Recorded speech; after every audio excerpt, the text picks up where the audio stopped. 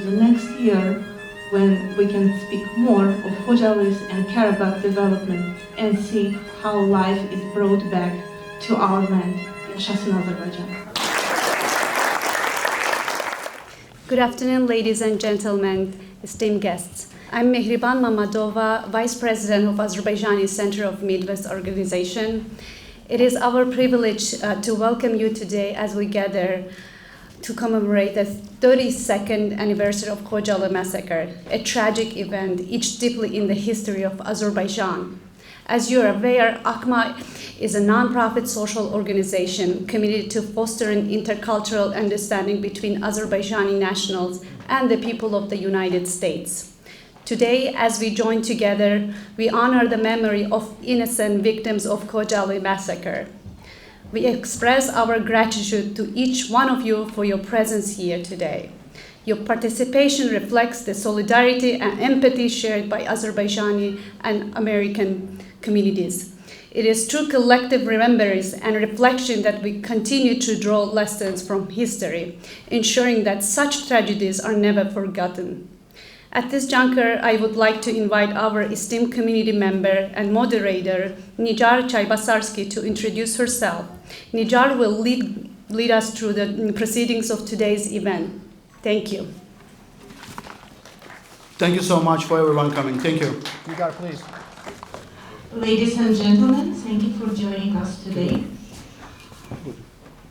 613 people brutally killed, 487 wounded, 1,275 tortured in captivity, mostly children, women, elderly, 5,379 people refuged.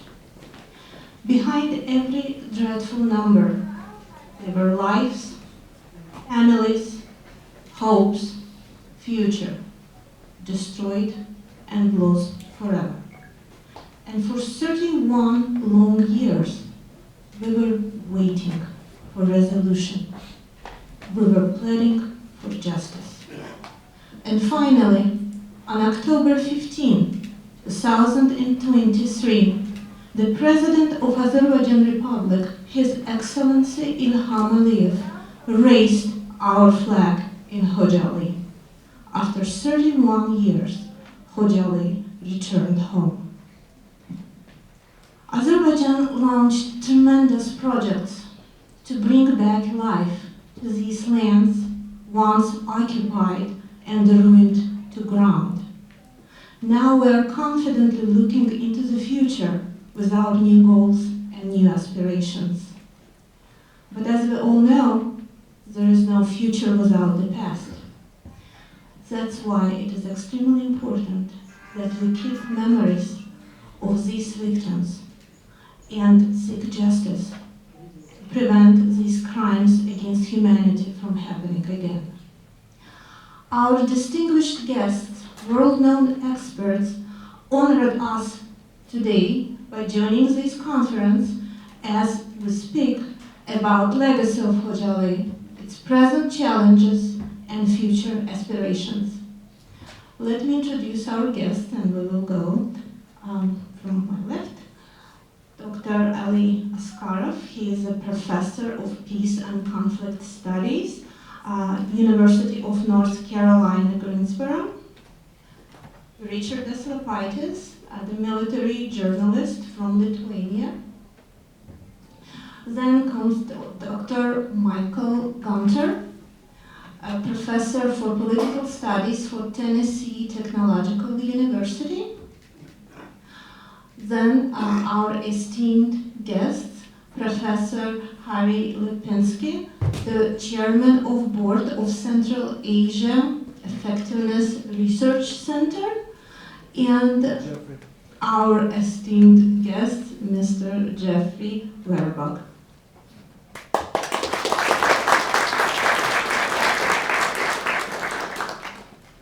Also, we have a pleasure and honor of representatives of Azerbaijani government joining us today. Is Ms. Salhat Abbasova, as the head of the Department for State Committee for Diaspora Affairs. and Mr. Ceyhun Navruzov, first Embassy Council, Council Secretary, the Embassy of the Azerbaijan Republic in the United States. I would like to invite Serhat Khan Abbasova to the speech, please. Thank you. Dear ladies and gentlemen, dear friends and compatriots, I would like to express great thanks to all participants of this conference, especially gratitude to our speakers who traveled a long distance to deliver the presentation to us and organize discussion on the important topic. This is important not only for Azerbaijanis, as well as for all humanity, I think. When the impunity of criminals and lack of justice continues, new conflicts in the world also become more widespread. I prefer academicians today to deliver more details, and just things that should say Azerbaijanis living abroad in different countries during the last 30 years organized a lot of events in order to reach out the international community to talk about the problem and occupation policy of Armenia. But just only in 2020, Azerbaijan, after a lot of attempt to solve the problem with diplomacy, so our territory is liberated. As already said, on October 15, 2023, Azerbaijani flag was raised in Khojaly. This is a new era toward the actions for justice for Khojaly.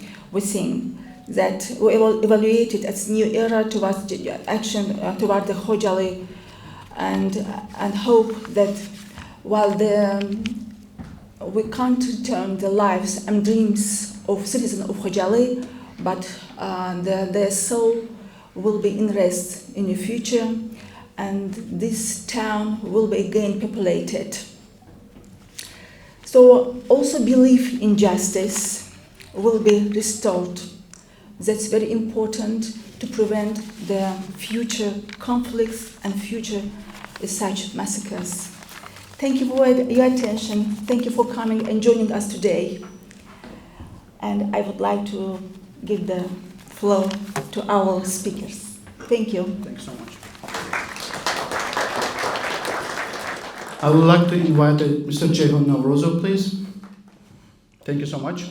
Ladies and gentlemen, thank you for inviting us. On behalf of the Embassy of Azerbaijan, I thank the organizers of this event, especially the members of the Azerbaijani communities living in Midwest area. And also my personal special thanks go to the distinguished members of the panel. Yeah, today we celebrate the 32nd anniversary of Khojaly genocide. When I entered the room, I saw the, by the way, great, in its illustrious way, the photo exhibition.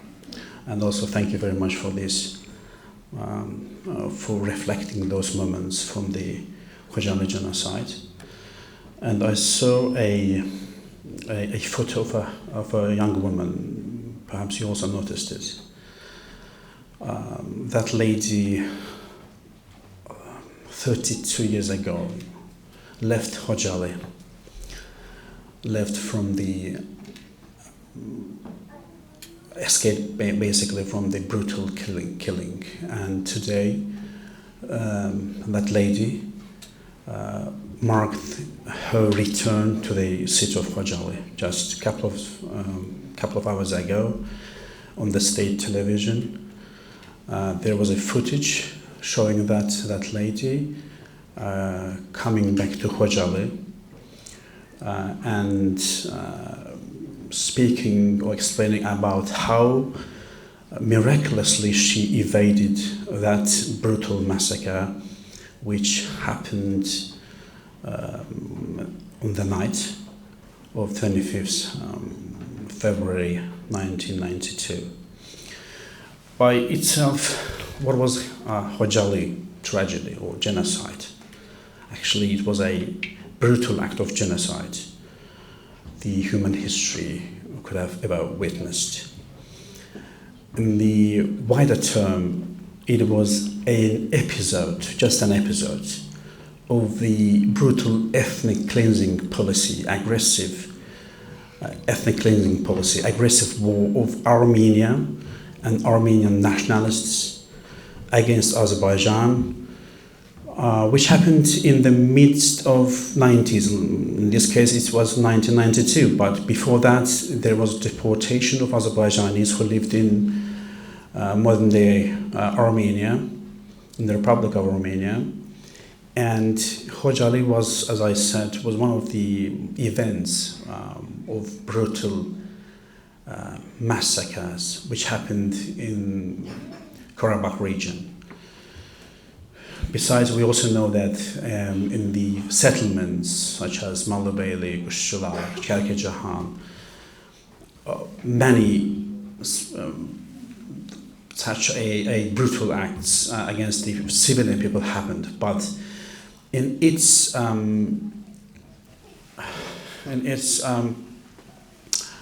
to say the scale, Khojaly was one of the brutal ones, which are perpetrated by the Armenian nationalists, and that it's a shame that on the Republic of Armenia that so far they haven't assumed the responsibility of this event. Even there was also you may have also seen the photo quote of then Defense Minister Serge Sarkisyan saying that before Khojaly, the Azerbaijanis didn't know that we could raise our hands against the civilians. By doing that, as he said, we broke this stereotype. This is what he actually quote when he was interviewed by a journalist, international, by the way, journalist. And indirectly, basically, he assumed that they did it against the civilian population. But today, we are back to Khojaly. After 32 years, we are back to Khojaly. Our glorious army, Commander-in-Chief, His Excellency Ilham Aliyev, as was mentioned here, raised Azerbaijani tricolor flag in Khojaly, which means we came back. We came back and we will not go away. And we made it, we want just to make sure that it will not happen again. And another aspect of this tragedy was that the Armenians at that time wanted just to show how cruel they can be against the Azerbaijanis whilst doing this ethnic cleansing. Basically, they wanted just to, at the same time, to carry on a psychological war. But it didn't kill our spirit. We made it after nearly 30 years. We came back, so which means that what didn't kill us made us even stronger. Made us even stronger. Just in the end, I just wanted again thank the organizers of this event for such a commemorative event. Throughout the United States, in different places, we mark this event, the commemorative event on the occasion of Khojaly genocide. Currently, we are doing it in Washington, D.C., in Texas, and in western states, in Los Angeles, California. Again, thank you very much for your attention, and it's very emotional to speak about this event. But may the souls of the people who perished that night be in eternity, and may the soul of our shaheeds, of our martyrs, rest in peace. Thank you. Thank you so much. I just want to add my small notes over there. I want to thanks to Turkish community, Turkish consulate representatives coming to attend to us. I want to congratulations to the Ukrainian head of community to be here. Thank you so much for attending us and being with us. And also, yes, thank you so much, sir. Thank you very much for sharing. Thank you so much. Thank you.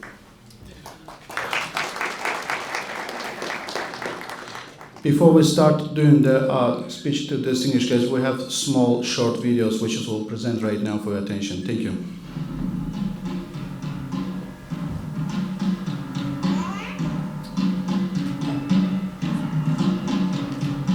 Khojaly is a historical and cultural town district located in the mountainous Karabakh region of Azerbaijan, dating back to the 14th to 7th centuries BCE.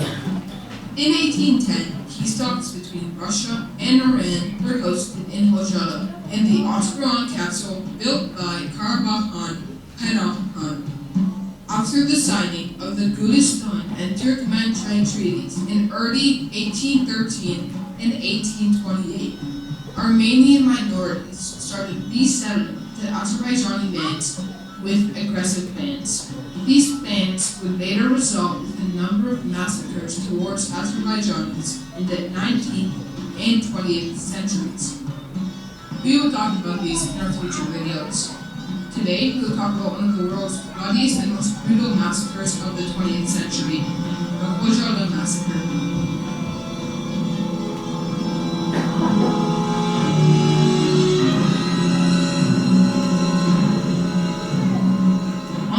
October 1991, the town of Khojaly was entirely surrounded by Armenian forces. On October 30th, ground traffic was also cut off. Helicopters became the only means of transportation. When a civilian helicopter was brought down over the city of Shusha, killing 40 people, helicopter traffic also ceased. In January 1992, the town had no electricity. Khojaly lived due to the courage of his people and the heroism of his defenders. But why did they choose Khojaly? By occupying Khojaly, Armenia aimed to gain a strategic advantage and favorable conditions for capturing other cities of the Nagorno-Karabakh region. They also aimed at wiping Khojaly off the face of the earth, since traces of history in Khojaly and surrounding areas represented historical evidence refuting Armenian claims. On the night of the 25th of February 1992, following a massive artillery bombardment, Armenian armed forces and paramilitary units, with the support from the former USSR's 366th Motorized Infantry Regiment, moved to seize the town. Once the assault began, around 2,500 of the remaining inhabitants tried to leave with the hope to reach the nearest area under Azerbaijani control. However, their hopes were in vain. The fleeing people were ambushed and either killed by the gunfire from Armenian military posts or captured near the villages of Nakhchivanli and Pirjama.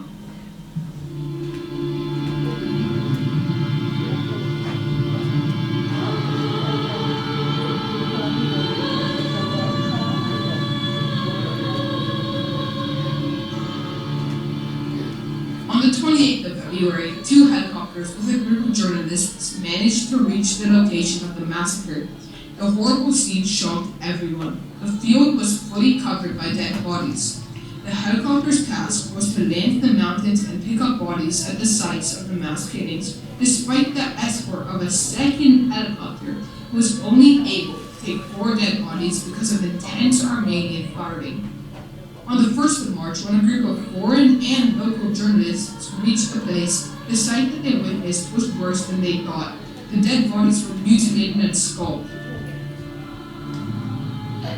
As a result, this horrible massacre, 613 residents, including 106 women and 63 children, were killed. 487 were disabled, and 1,275 civilians were taken hostage by the Armenians. They were subjected to reprisals, insults, and humiliations. Around 150 people are still missing to this day. The world hopes a tragedy like this will never happen again. As mentioned, unfortunately, Khojaly took its place in a long list of mournful events and human tragedies around the world, among which are Ukrainian Holodomor, and we are thankful to members of Ukrainian community of joining us today.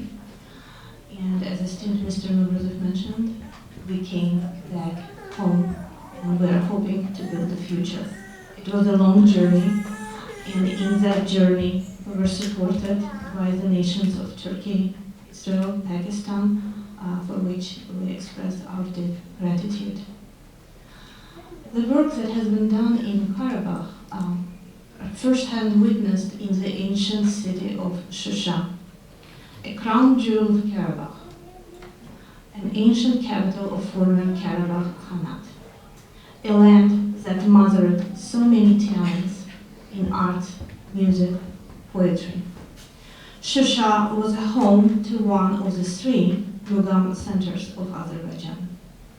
Mugam, originated in Azerbaijan, is now a part of the World Heritage, included in the list of masterpieces protected by UNESCO.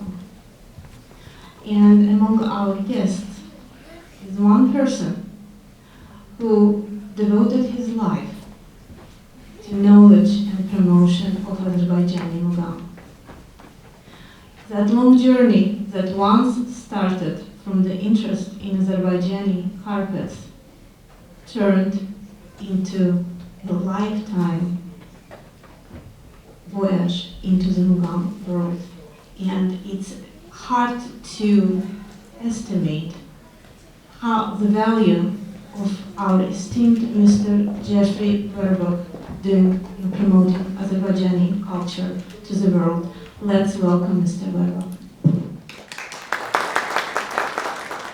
1 years ago, I was living in Los Angeles and I met an old man from Dagestan who played the kamancha, which is an Azerbaijani national instrument.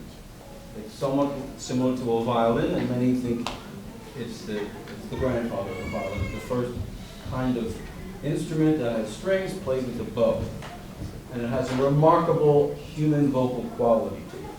And I was so deeply moved by the power of this music that it became the beginning of a search for understanding this music and the people who created it, the Azerbaijani people. And in addition to that, thank you for mentioning my interest in carpets. My cell phone is loaded with photographs of the best Azerbaijani carpets, antiquities. So after this program is over, if you want to see my collection, it's right here. I did not know those first days of study, first months and first years even, what was going to take place in my life, which was not only did I discover the music and art of Azerbaijan, but I discovered a country which is unique in the world, which is why I agreed to come here today to speak to you and play a little music for you. Because now that Azerbaijan has finally been restored to its wholeness, the first time since 1918, when Azerbaijan declared independence from the Russian Empire, right? And then got forced by the Bolsheviks into the Soviet Union, not even 2 years later. They had not even a 2-year history of independence. And the Azerbaijani people, in their hearts, yearned for those days to return. And so when I got the phone call in October of 1991, that Azerbaijan was independent again, but the Karabakh War had started. We had to wait another 32 years where are we, 2024, 33 years, for Azerbaijan to be its own whole country. And for that we are very celebratory, but we have to reflect on the history. And we have to acknowledge the fact that we're living in a very troubled world. I'm sure everyone here knows what's going on nearby Ukraine. I certainly am. That's where my grandparents came from. They left when they were still teenagers, over a century ago, to come to the United States for freedom and safety. And now we have a similar problem taking place. An aggressor nation with expansionist ambitions. And Azerbaijan was also subject to these expansionist ambitions on the part of aggressive neighbors. And let's not forget, and it was mentioned just a few moments ago, that the massacre of Khojaly was made possible by Russian army. Even though there was no Soviet Union anymore, they sent their regiment in there. And it was not just Armenians shooting at Azerbaijanis, it was Russians. It's an old story, over and over and over again. But what does that mean for the future? Is that Azerbaijan needs friends. And that's why I'm here to speak to you. Because Azerbaijan stole my heart. The country owns me. I mean, yes, I'm an American, I'm patriotic. My dad fought in the Philippines during World War II against the Japanese. But really, Azerbaijan has completely captivated my heart, my imagination, everything about me. And so I put myself at the service of that aim, which is to make my fellow Americans and anybody who can speak English in Europe, in Israel, and of course in Azerbaijan many times I've been, to try to find a way of approaching people who know very little or nothing about Azerbaijan, to get them interested. Azerbaijanis have a duty and an obligation to promote themselves and present their side of every story that involves their country and its history. But they need voices like mine, and there's very few of us. There was one great hero of mine, and I want to mention his name because he passed away last year, an American journalist and writer, Thomas Goltz, who was in Khojaly the day after the massacre, counting body bags. And so he's for us a great hero. Unfortunately, we lost him last year. Just to give you excuse me, I know I'm going on a bit here, but I think that people deserve here one little thing. Is that all right? Yeah. One little thing about Thomas Goltz, so you know the kind of mind of this man and what we lost. It was some years ago, and Aras Asimov came to Washington, D.C. to give a speech on the subject of Karabakh in Washington, D.C. And of course, there were scholars there, I was there, Thomas was there, and Armenians were there. I think the guy's name was Hamparyan, something like that. A bunch of them. And after Aras, who's a brilliant thinker and excellent English speaker, finished with delivery, he said it's time for questions. People would ask questions, he would answer, and then Hamparyan, he says, I want to ask a question, but I want to ask it to Thomas Goltz. Aras, sure, yeah, go ahead. He turned to Thomas and he said, Thomas, you wrote 3 books. Azerbaijan Diary, Chechen Diary, and Georgian Diary, which I'm proud and honored to say I helped to edit that last book of his. When are you going to write the Armenian Diary? And Thomas, in an instant, said, I already did. It's called Azerbaijan Diary. And we all laughed. God bless you, Thomas Goltz. You're unique. And I only wish to be able to emulate a little bit of the power of his presence, his thought, his mind and his heart. He was a true hero of Azerbaijan. So we mourn the loss of this great voice. And we call on everyone, the Azerbaijani diaspora living in this country, and your friends, non-Azerbaijanis. Educate your friends. Tell them about the Azerbaijani, I speak Azerbaijani fluently, I'm sorry to say. I can give a speech in Azerbaijan if you like, but I won't. İnanın siz, başarırlar. But the main point here is we need friends, because Azerbaijan is a wonderful place with wonderful people, fantastic culture, the best food. I used to be thin. But it's in a bad neighborhood. And we need to pay attention to that. Azerbaijan needs friends. And one thing I can say about Azerbaijani socio-psychology, it's not in the culture of Azerbaijanis to talk about themselves and, to push themselves. It's not who you are.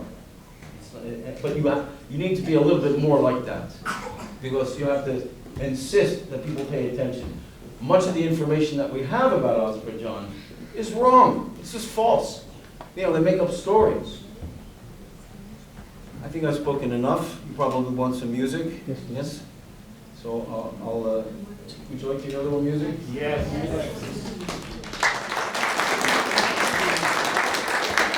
So, a little practical thing here. Normally, a soloist has a drone tone. Often it's another instrument very similar to it to accompany him, but I couldn't find a balaban player in Chicago, so I had to bring my pen. Let's do this right. All right, there you go. I think I got this, buddy. Pretty sure. Let's see. Here's the drone tone. So just a brief word, I want to play Mulan Seyya. Why? It's the most popular Mulan of all of them in Karabakh. Every child in Karabakh knows Seyya, and some of them can sing it really well. It's quite a phenomenon. So I will play Seyya. Karabakh Shikestesi. We need an ensemble. Gelen defa, inshallah. That's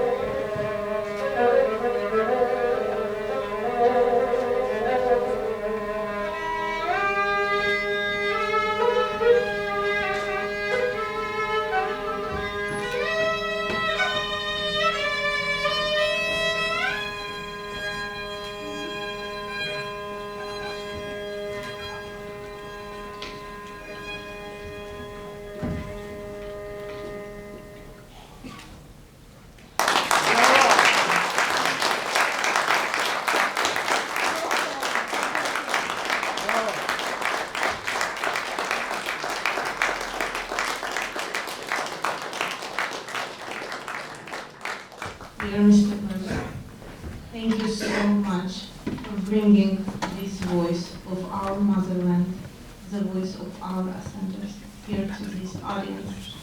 Me personally will always bring tears into my eyes, and I'm sure that everyone here in the audience will join me. Wrote a very important point here, that Azerbaijan needs friends who deliver the truth. And our true friends are here now with me on this stage, sharing their views and their experience and their expertise. And I would like to thank again our esteemed, distinguished professors, Michael Gunter and Professor Harry Lipinski, for joining us.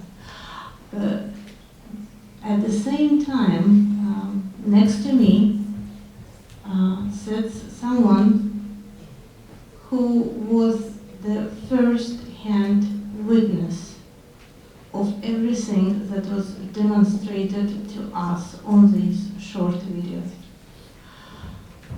A witness who was among those very few who delivered the truth about what happened in the First Karabakh War, the tragedy of that war, the ethnic cleansing, the grave crimes that were committed against Azerbaijani national.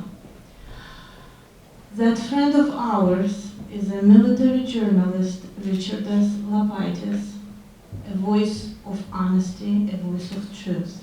Let's welcome him as he shares his experience and what he had witnessed.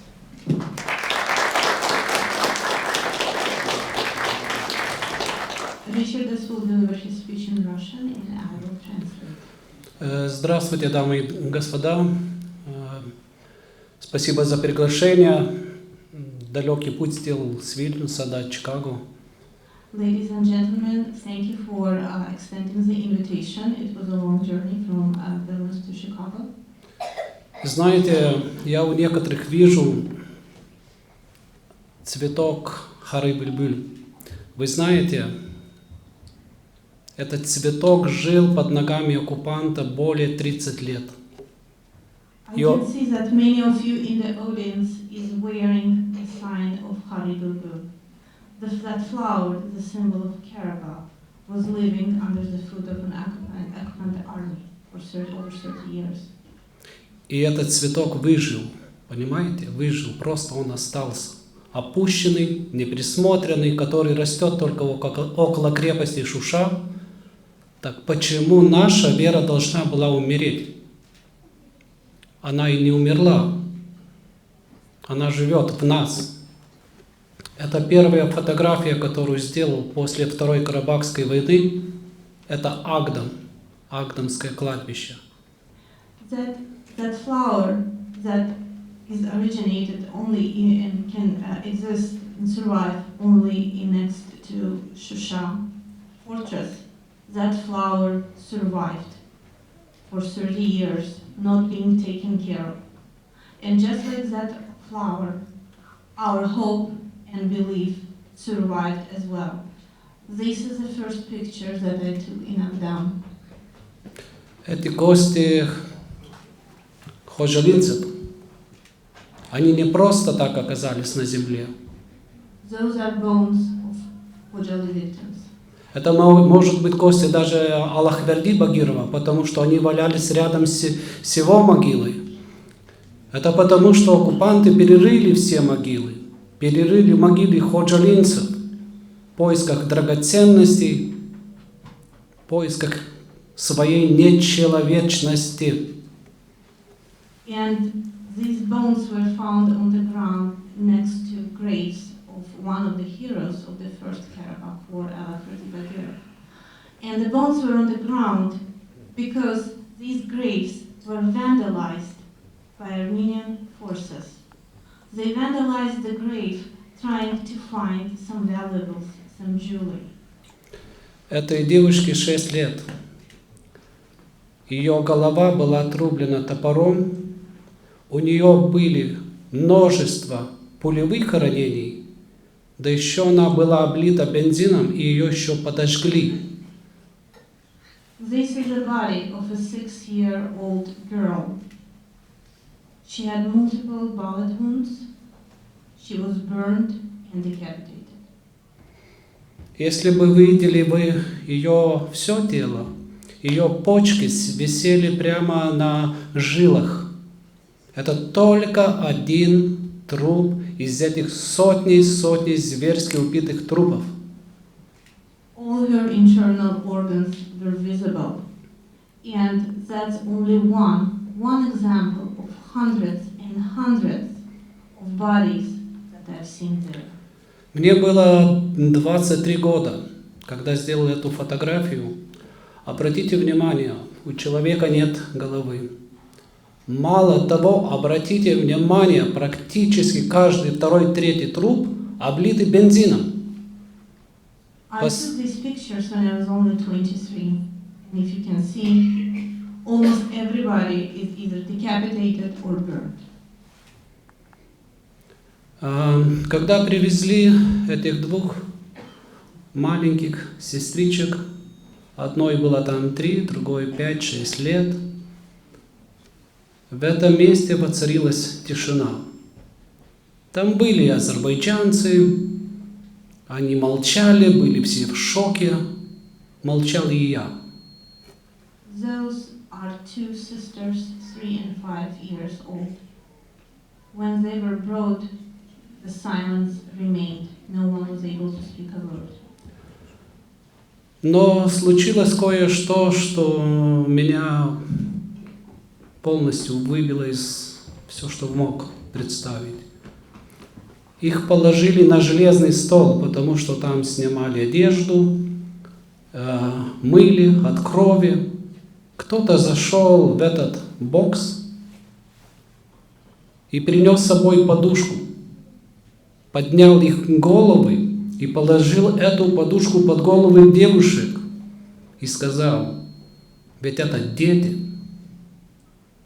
And as these bodies were washed of the blood, someone stepped into that area and brought pillows and put them under the head of these bodies. And the person said, those are just children. Это рядом с Афганской мечетью. Как и большинство трупов, я повторяюсь, они были обгоревшие. Я извиняюсь за эти кадры. Просто перед вами, представляете, я извиняюсь. Палачи не извинились никогда.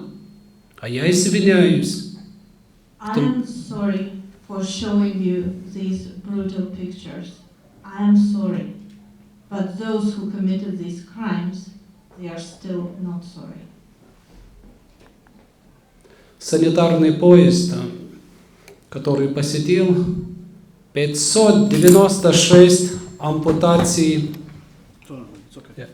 рук и конечностей ног всего за несколько дней. Этот поезд был как, не знаю, как самый страшный адский поезд на глазах всего мира, мировых журналистов, СМИ. Армянский фашизм процветал. This picture was taken inside the mobile hospital, where over 596 amputation of extremities were performed only within the first few days. It was a living hell, and those who lived, who you can see in these photos, they lived through the hell, while the world remained mostly silent. Рядом с девушками, обратите внимание, сидит их отец. Вы знаете, я часто наблюдал за теми, кто приходил за детьми, за своими мамами, отцами. И я думал, почему люди вот такие спокойные? Я вам объясню, почему. Да. You can see it's the father of this girl sitting next to them, and I've seen people who came to see remains of their loved ones, and they were calm, and I can explain you why they remained calm. У каждого человека есть в душе такой щелчок. Когда душа у человека переполняется горю, когда она выходит наружу, когда вот застревает здесь в горле, тогда человек ничего не говорит. Но в сердце он говорит очень много. Понимаете? Because that calm is only from outside. Their grief is so tremendous and so overwhelming that they're not able to speak a word and only their hearts cry. Хочу чуть-чуть остановиться над этой фото и коротко скажу. Более 20 армянских вооруженных отрядов, более 20, пошли на этих людей. There were over 20 Armenian military groups attacking people on this photo. Среди них был и тот самый страшный, печальный 366-й российский полк. Среди них был и Серж Саркисян, и Монти Мелконян, и Дашнаки, и бойцы из секретной армии Асала, из организации Крунг. Все они ту ночь жаждали одного – крови азербайджанцев. And these 20 military groups that include members of the regiment number 366 of Russian army, members of an Armenian terrorist group Asala, members of Krung, people like Molte Menkonyan, Serge Sarksan. That night, they were all looking for one thing, for the blood of Azerbaijanis. Вот так их собирали. И собирали, я скажу, очень печально, потому что в начале марта сильно потеплело.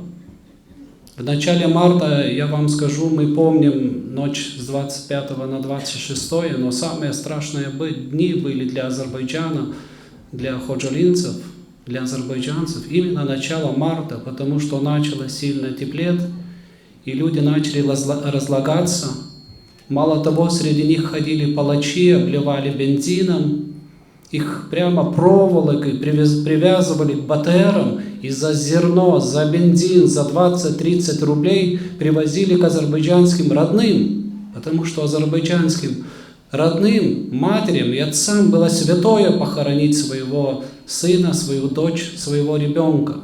Вот такие машины страшные смерти ходили по холмам Khojaly. And the hardest time was these early days of March, when weather got warmer and the natural processes with these bodies started happening. We tried to gather these bodies. Some bodies were traded by Armenian militants in exchange for a few rubles, for grains, for vodka. They knew that it's a duty of every Azerbaijani parent to bury the child, the loved one, and they were trading these bodies. Посмотрите на фото «Дом чая». Я там приходил чай пить. Вот именно эти дни. Потому что ничто не работало, в городе не было магазинов. Вот именно в этом месте азербайджанские мамы у меня попросили: «Сынок, мы не знаем, откуда ты пришел. Ты думаешь, говорит, что о нас напишут правду?» And this photo shows a place where we came to have some tea. And there were Azerbaijani women, mothers, who were coming to me and saying, "My son, I don't know where are you from. Do you believe someone will ever tell the truth about us to the world?" Это изменило мой путь. Я вернулся в Вильнюс, чтобы рассказать правду. После этого начались угрозы. С партии Дашнаков по сей день продолжается. And that changed my life forever. It became my goal to tell the truth about these events. I returned to Vilnius. I received to the day multiple threats from the Armenian community, from Dashnaks. Санитарный поезд рядом с Агдамом. Those photos shows the train with refugees and mobile hospitals next to Agdam. Это фото для меня очень обидное. Очень обидное. Поезд в Баку. И нет людей. Санитарный поезд зашел в Баку. And I have very deep feeling when I look at this photo, because this train came to Baku and it it wasn't greeted. Посмотрите на лица людей. Эти люди, которые возвращались из Аскерана, из Ханкенди, из фильтрационных лагерей, я тогда сказал слова: для мертвых ад уже кончился, а для живых ад только начинается. When I saw these pictures, I said, for those who are already dead, the hell is over, but for those who come back, the hell is just in the beginning. Those were pictures of people kept in captivity in concentration camps of Asgarov. Это дети непосредственно после штурма Khojaly, на улицах Khojaly. Непосредственно мама с маленькой дочерью. Фотография Виктории Ивлева, которая пришла с армянскими палачами. Those photos shows the children of Khojaly and the famous photo of Victoria Ivleva who came together with Armenian military groups. Я могу говорить очень долго, но я хочу сказать вам одну вещь. Посмотрите на их глаза. Когда меня спрашивают, почему я, литовец, пришел к азербайджанцам, почему я писал правду. Вы посмотрите на их глаза, поставьте себя на мое место, и, наверное, вы так же поступите. I've been asked many times, why me, the Lithuanian? Why I am with Azerbaijan? Why I'm telling the truth? Just look at this photo. I can keep on going, but if you just look into the eyes of these people and imagine being in my place back in those days, the response would be obvious. I must do this. Я не совсем согласен с цифрой 613. Вы увидите, в течение месяца эта цифра дорастет до 1000. Потому что я всегда об этом говорил. Всего за 2 дня 200 человек привозили, и так каждый день. Посмотрите, какое количество. Их не хватало. Понимаете?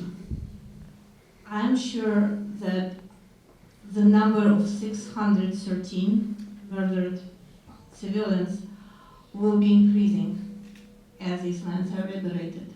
Because I saw how over 200 people were brought every day. Это герой Азербайджана, это святой человек, который спасал ходжалинцев. Низкий поклон Аллахверди Багирову, царство ему небесное. This photo of Alakverdi Bagirov, may his soul forever rest in peace, a true hero of First Karabakh War, a saint who saved Khojaly. Просто из-за времени я по чуть-чуть буду побыстрее, чтобы вы почувствовали эту боль, чтобы вы понимали, что вы хотя бы на секунду оказались на месте ходжалинцев, что они пережили. Это я сам, кстати, в то время. Посмотрите на мое лицо, как я выглядел. Лица на лице нет. And you could see that grief that is clear on everyone's face on this photo. And we keep on going. I just hope, and I'm sure, that you feel the same grief as we see all these photos of people who lived through the hell on earth. Новые кадры, массовое захоронение ходжалинцев. Those photos are new. It's newly discovered mass graves of Khojaly people.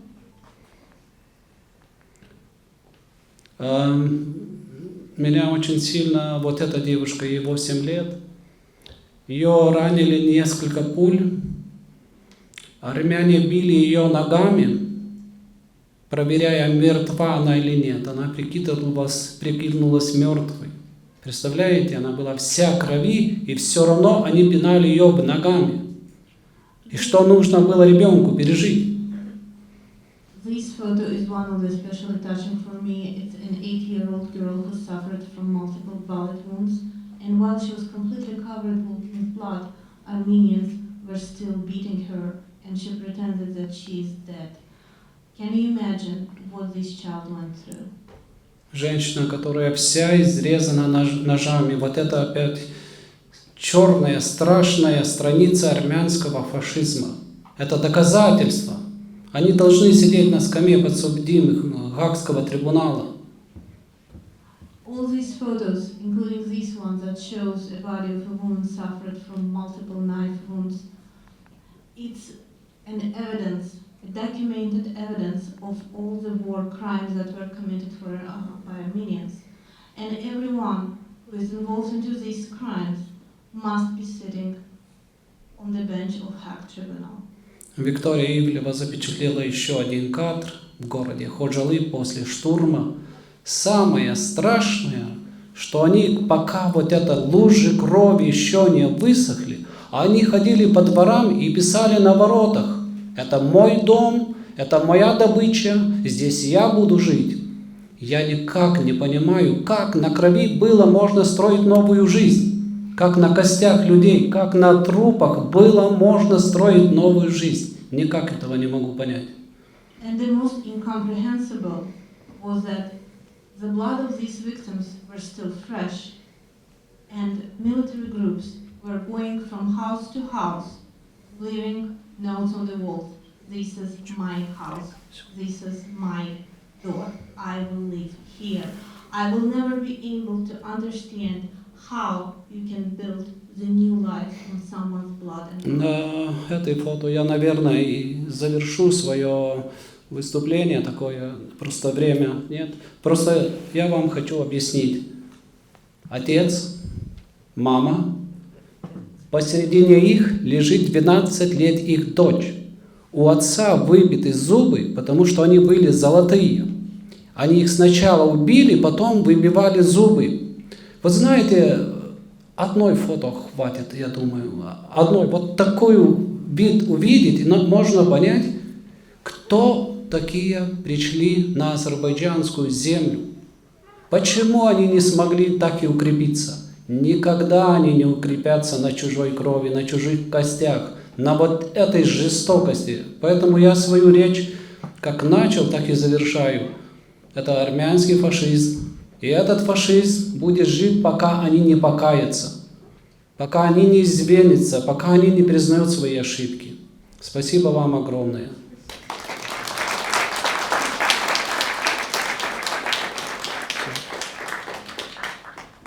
the last photo that Richard has shared with us, that can serve as the only photo and enough proof of Armenian fascism.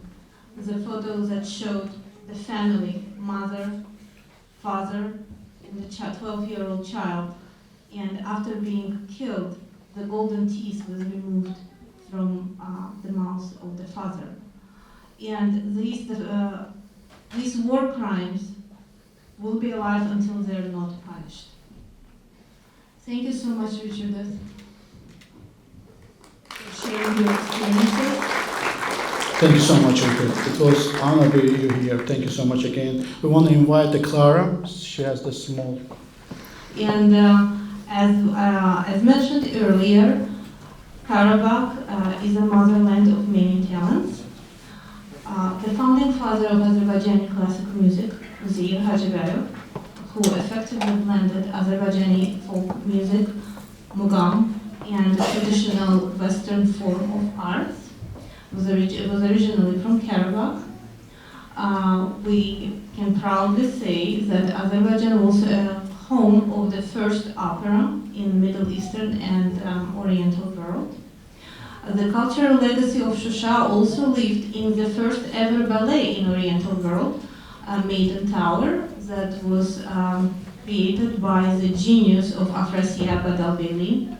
Fikret Amirov, another prominent Azerbaijani composer, he took his inspiration from Mugam, as his father was a famous Khanende.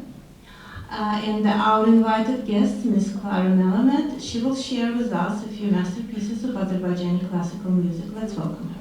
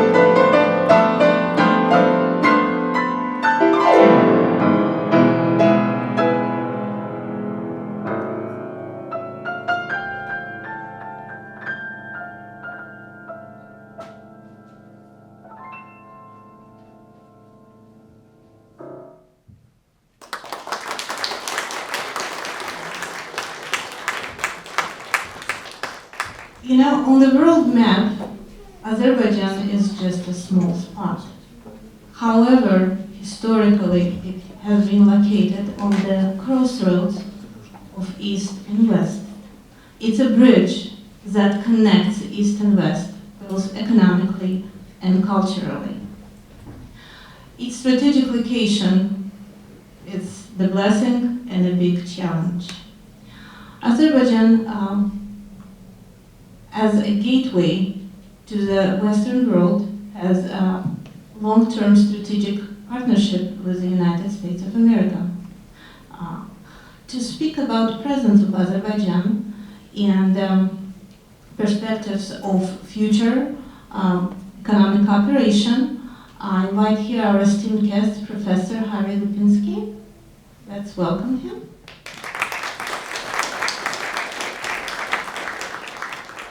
Assalamu alaikum. Peace be to you. Good afternoon. Members of the clergy, members of the diplomatic corps, representatives of government, business and academia, and all our friends, and even some of my students who returned there after 17 years, which I was so pleased to see. We thank you for joining us all today, and thanks for the support staff and everyone that's been involved in the organization. Congratulations. Today will be in memory of one of the darkest days in the history of Azerbaijan, the massacre of Khojaly. Thank you for your kind invitation to share this special memory. We appreciate everything that everyone has done for us today, and we especially support you for the great speakers we are, a professor from Tennessee, the United States Navy, who was kind enough to pay my tuition to study Far East history when I was in the Navy in the 50s and the Korean War. Didn't get there during the war, but I sure spent a lot of time after the war. In behalf of the Central Asian Productivity Research Center, we extend our warm greetings. Our specialty for this organization, in fact, we don't call it an organization, we call it a group. We try to stay as least amount of organization, push the bureaucracy away, and get down to business and work like a business.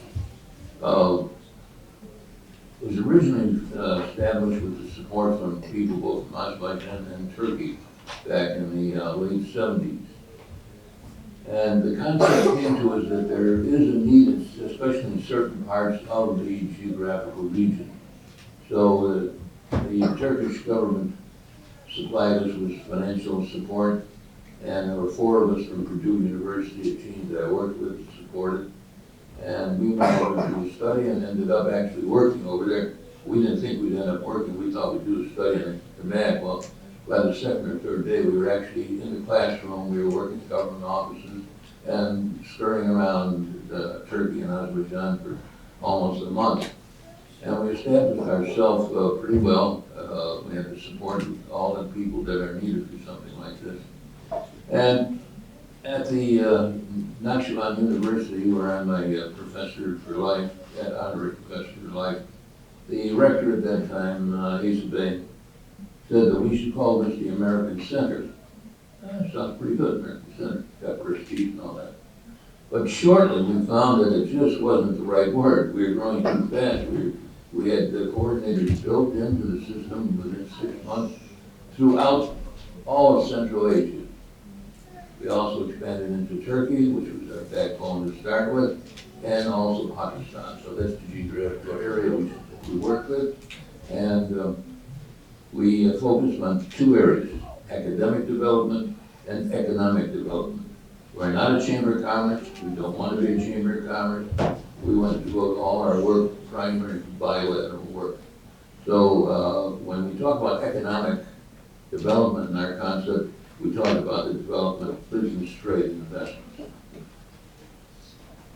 We extend our special greetings to all our friends and associates in Nakhchivan, especially my colleagues at Nakhchivan State University, where the center was founded 25 years ago. This is a special privilege for me to be with you sharing this information. As I told you, we've been presenting business and trade forums, conferences, seminars, coffee table discussions for 25 years in both Azerbaijan, the United States, bilateral, and all the other Central Asian countries. One of the highlights was the off-the-cuff, bringing people in, not just so formalized, get some photographs and show everything we did. In fact, we don't really have any donors. People say, well, how do you operate? I said, like Franciscan monks, who beg and borrow. That's it. Government calls us in, we want to investigate your books. All right, here they are, 3 or 4 pages. Well, wait a minute, where's your financial, that's this? Well, you don't have any money. Thank you, that's the way to operate. So we try to keep a low profile and keep it transparent. With today's solemn environment, we'd like to visit the Quran for a comment. Chapter 19, verse 47. Prophet Abraham told his father, "Peace on you, I shall seek forgiveness for you and from Lord. He also has been gracious to me."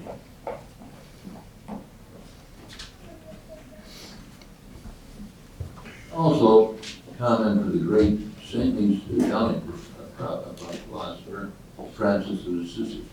"Lord, make me an instrument of thy peace."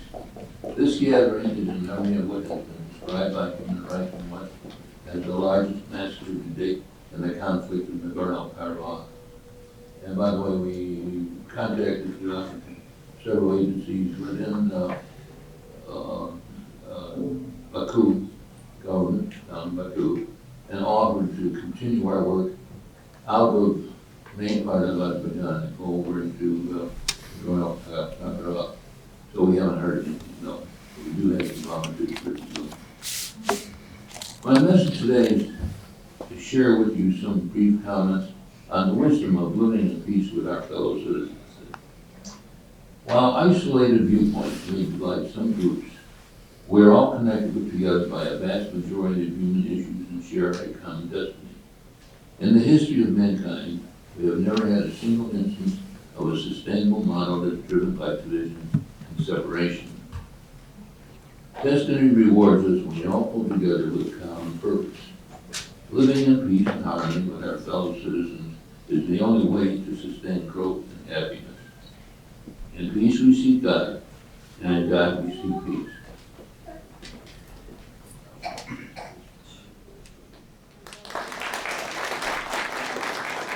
Thanks so much, Mr. Lipinski. It's an honor to be here. Thank you. Thank you so much.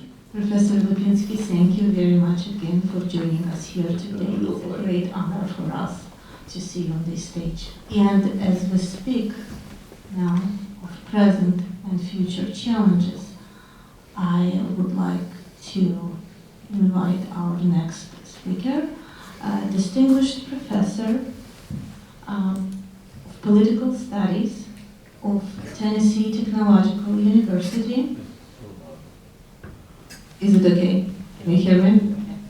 So our esteemed guest, Dr. Michael Gunter.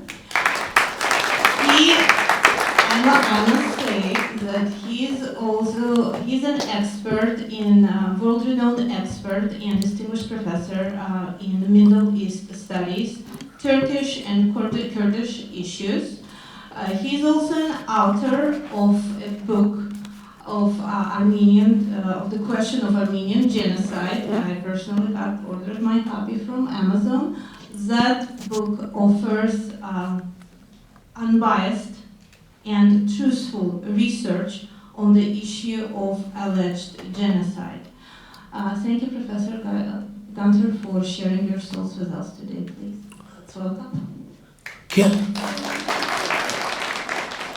Can you hear me? Yes. Nothing worse than giving a speech that nobody can hear.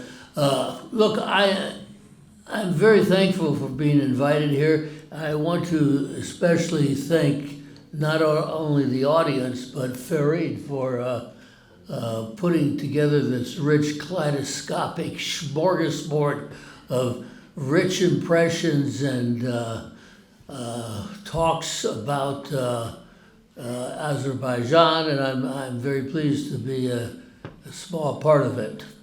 So again, thank you very much for inviting me. The most important point I want to make is this, that the international law principles of sovereignty and territorial integrity hold that Karabakh belongs to Azerbaijan, despite misleading arguments to the contrary about supposed Armenian rights of self-determination. Thus, the Armenian occupation of 20% of Azerbaijan following the First Karabakh War, when the Soviet Union collapsed, was illegal. The OSCE's Minsk Group process miserably failed to correct this situation. Thus, Azerbaijan had the inherent right of self-defense to finally resort to war in 2020 to gain its occupied territories.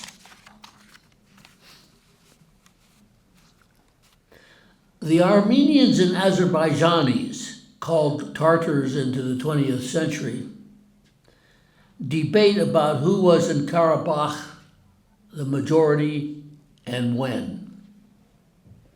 In addition, as I'm sure you know, as recently as 1905, 1906, and again in the early 1920s, the two fought deadly wars against each other in which ownership of Nagorno-Karabakh was part of the dispute. Only the final Bolshevik victory ended this overt violence.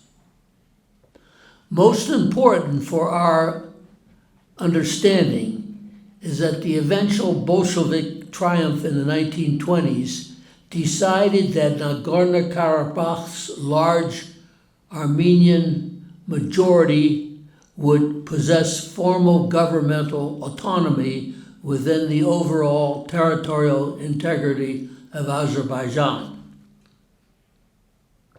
Although there was an even larger Azerbaijani minority living in Armenia, this Armenian minority living in Nagorno-Karabakh constituted the only minority in the Soviet Union that had its own separate governmental institutions within another Soviet republic, even though it also had its own Soviet republic, Armenia, elsewhere. Let me repeat that. The Armenian minority living in Nagorno-Karabakh constituted the only minority in the entire Soviet Union that had its own separate governmental institutions within another Soviet republic, namely Azerbaijan, even though it also had its own separate Soviet republic elsewhere, namely Armenia. Certainly Azerbaijan did not have that. Still, this special, unique Armenian position was not satisfactory for the Armenians because as the Soviet Union began to disintegrate in the late 1980s, the Karabakh Committee in Yerevan began increasingly to agitate for Moscow to hand over Nagorno-Karabakh to Armenia, even though it was formerly part of Azerbaijan. Under the Soviet legal regime of that day, this was illegal unless Azerbaijan agreed. And of course, as we know, Baku did not agree. Instead, the two sides began their deadly struggle, which finally resulted in the Armenians seizing approximately 20% of Azerbaijan by the time a ceasefire went into effect in 1994. I must tell you, both sides suffered terribly. Today we are commemorating the suffering of Azerbaijanis and Khojaly. Armenians will tell you about their suffering I've heard again and again about massacres in Sumgate. Anyway, thus began a frozen post-Soviet ethnic conflict that the OSCE's Minsk process, co-chaired by Russia, the United States, and France, miserably failed to solve, even though the UN Security Council on 4 separate occasions passed resolutions that called for the immediate and unconditional withdrawal of Armenian troops and recognition of Azerbaijan's territorial integrity over Armenia's claim to some type of self-determination. International law clearly held that Nagorno-Karabakh belonged to Azerbaijan, despite misleading arguments to the contrary about supposed Armenian rights of self-determination, often parsed into claims of some type of internal and or remedial self-determination. I must tell you that as a scholar myself, when I read Armenian analyses, I find them very clever, very well written, and if you did not know what the real truth was, I could see how many people would be swayed by these arguments. However, none of these later theories took precedence over the hard, basic fact of Azerbaijan's sovereignty and territorial integrity, as such arguments that the Armenians were making would threaten the sovereignty and territorial integrity of every single member of the United Nations. Again, this existential fact is arguably the most important point I'm trying to make today. Despite the Armenian narrative that the Azerbaijanis were simply continuing a centuries-old genocide against them, international law and international organization speaking through the United Nations unambiguously sided with the Azerbaijani position. In my comments today, if my comments today do nothing else, they will make a major contribution by explicating this existential point. Nevertheless, I must tell you, in the world out there where the Armenians make their case, the Armenians were partially successful at orientalizing and otherizing the Azerbaijanis as the instigator of war and genocide and injustice. For more than 25 years, the Azerbaijanis attempted to regain their honor and territory by legal diplomatic means, but the Armenians refused to respond to the dictates of international law and international organization. Instead, they engendered ceaseless arguments on behalf of their supposed rights to Nagorno-Karabakh through some type of self-determination and historical right. And just before I came here today, I went over my notes again. I went online. I read what Wikipedia has to say about all this, and I come away concluding that an Armenian scholar wrote the thing. It's incredibly biased, and it ignores some of these basic points I'm making right now. When international law and its determinative principle of territorial integrity refuted the Armenian position, the Armenians fell back on their military victory in the First Karabakh War from 1988 to 1994 and refused to return the occupied Azerbaijani territories. In 2019, the new Armenian Prime Minister, Nikol Pashinyan, progressively began to magnify his state's position by calling for unification of Karabakh and Armenia. Disdaining sincere negotiations, Pashinyan now declared Artsakh, that's Armenian name for Karabakh, Artsakh is Armenia, and that's it. A few months earlier, while dressed in a military uniform, David Kanonian, the Armenian defense minister, had already told the Armenian diaspora in the United States that if Azerbaijan dared attempt to regain its lost territories by force, his state's policy was no longer land for peace, but war for new territories.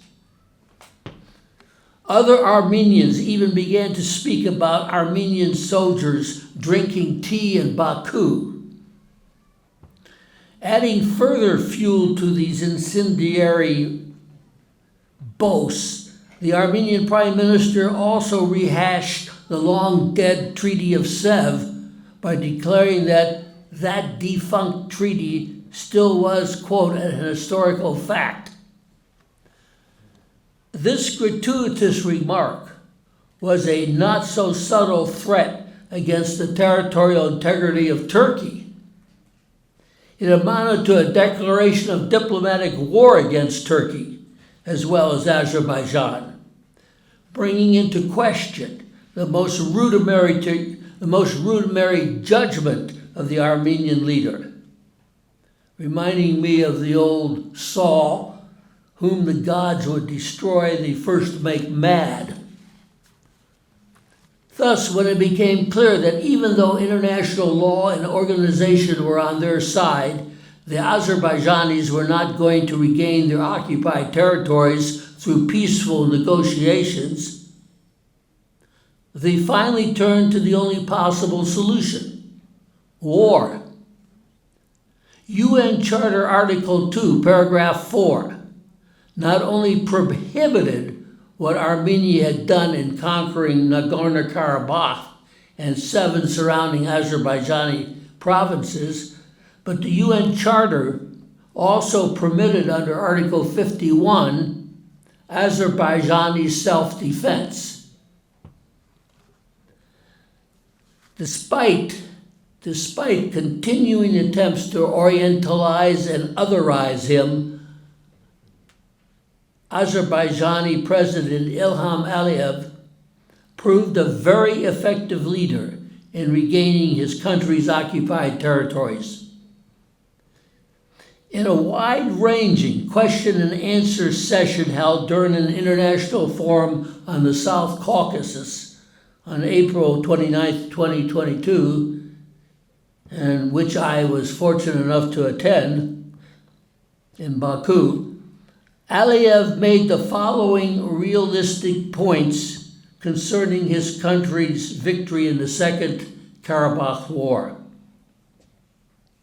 1, the Azerbaijani president said, "Do not accept occupation of your territory. Continue to maintain your territorial integrity. 2, do not depend on international organizations.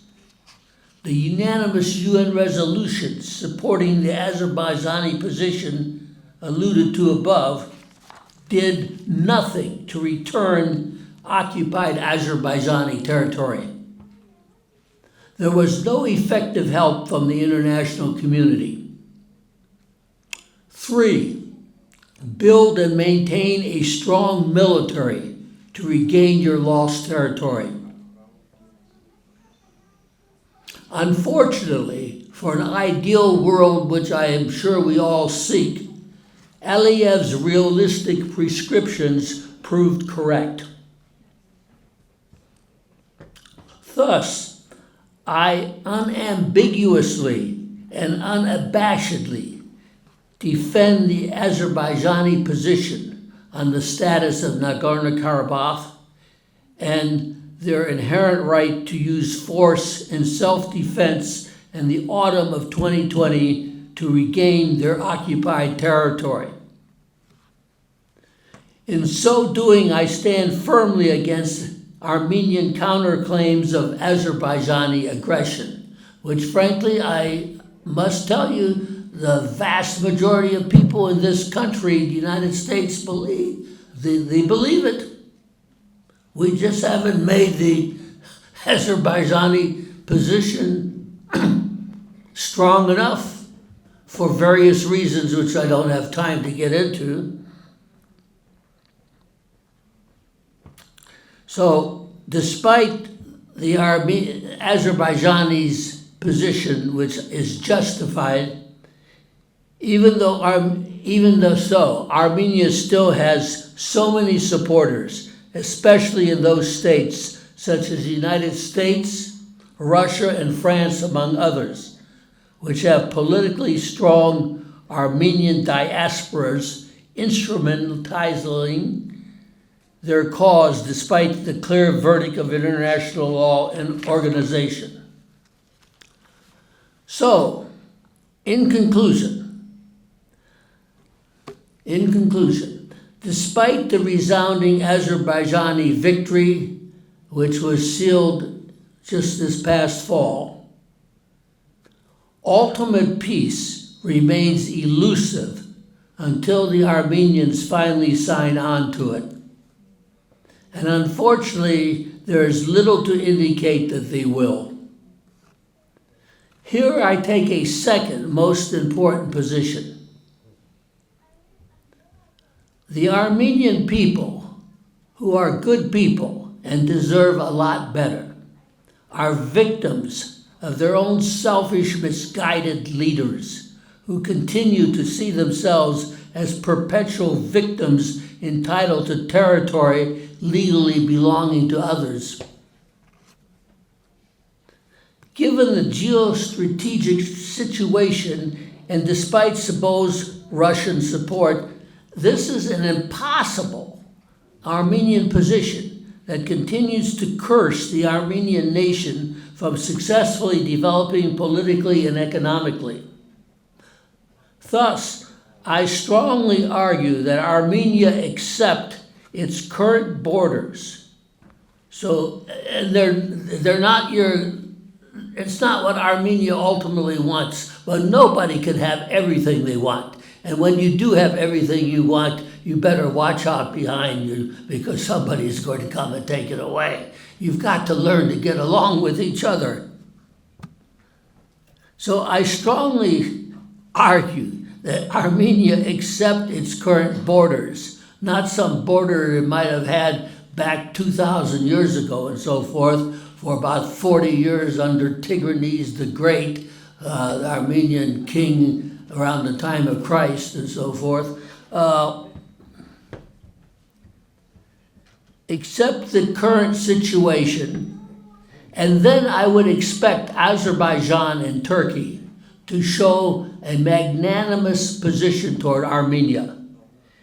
And if this occurs, Azerbaijan and Turkey should sincerely offer its newfound partner a magnanimous peace. Given the historical memory, this will not be easy to implement, but it is the only way for Armenia to finally begin to prosper and develop in peace as a modern, successful state. Now, I have given Farid flyers for my new book. I've just published a new book about President Recep Tayyip Erdogan in Turkey. I haven't seen it myself, but it is out.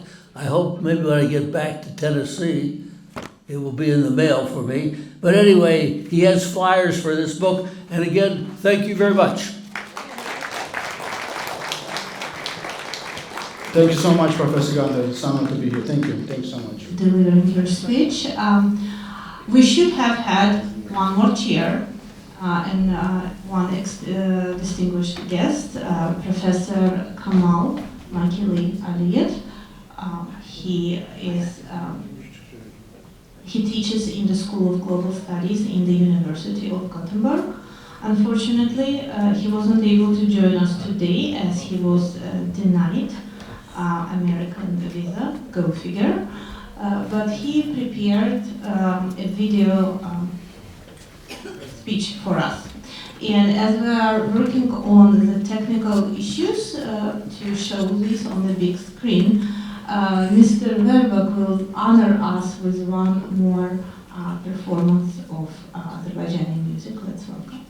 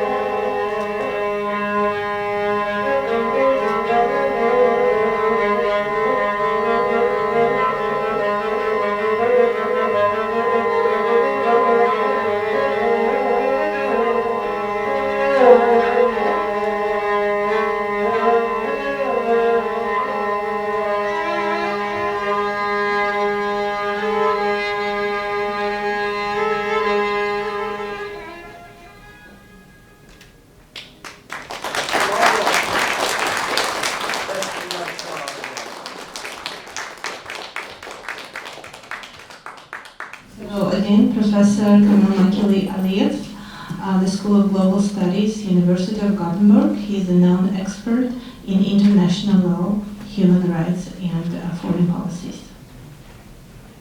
Hello, everyone. My name is Khojaly, and I'm an associate professor of international law and human rights at the Gothenburg University School of Global Studies. I'm also an Azerbaijani by birth, and I have been living in Azerbaijan for most of my life. I have came to Sweden to teach at the University of Gothenburg just in 2017, and tenured here as a professor. I am also a researcher that studies international law and armed conflict, and I have studied the conflict between Armenia and Azerbaijan for a very long time. My first book has been published in 2007. Since then, I have published a couple more books, one of them in 2013, dealing with international legal documents and international law in the Nagorno-Karabakh conflict, and my most recent book is dedicated to the possibility of the resolution of the Nagorno-Karabakh conflict through the international law. It was written just before the events in 2020 and the liberation of Azerbaijani territories, but also it's have been recently updated to include the time after the 2020. And so in 2007, I have published a book that was dedicated specifically to the humanitarian issues of conflict, and among them I have also focused on one of the most tragic events of the First Karabakh War, which was the Khojaly massacre and the tragedy for the whole Azerbaijani people. These events of February of that fateful year have reverberated through Azerbaijani societies and all its corners, and it left a lot of pain and tragedy for Azerbaijan as a nation. And of course, each and every individual Azerbaijani have felt that in some way, have also been marked by it.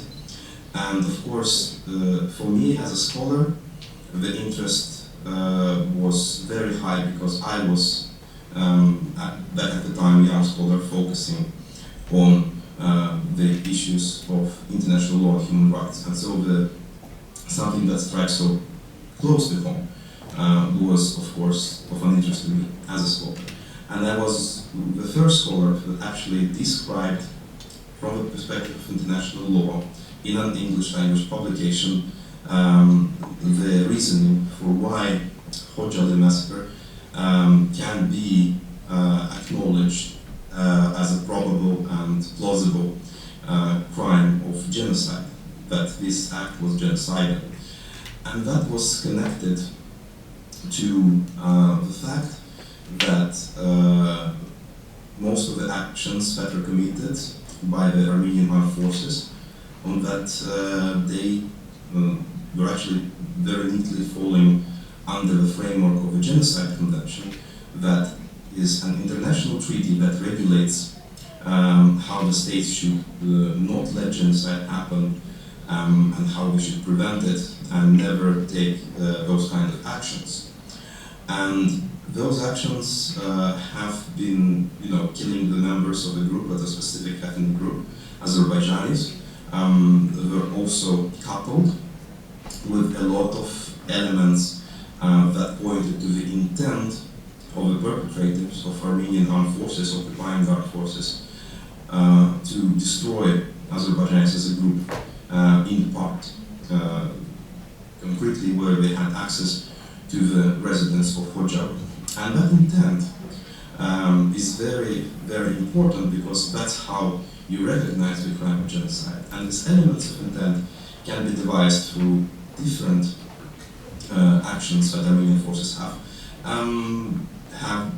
perpetrated, and those actions, for example, the way they cut off the escape of the civilians and started to shooting them from ambush and killing them, the way they left no safe corridor for civilians, but forced them to flee through the mountains in the snow, inflicting the conditions that were unlikely to help civilians to survive. But there's also a discourse that the Armenian armed forces and Armenian leadership have been carrying, and a lot of this discourse can be found in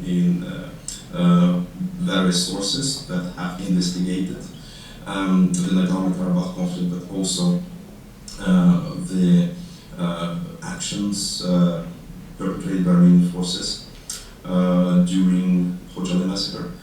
And the most famous elements that point to the genocidal intent can be found in the famous book by Thomas DeVaul, Black Garden, where he interviewed the commander of Armenian troops, one of the commanders of Armenian troops at the time, Serge Sarkisyan, who then became a president for some time of Armenia.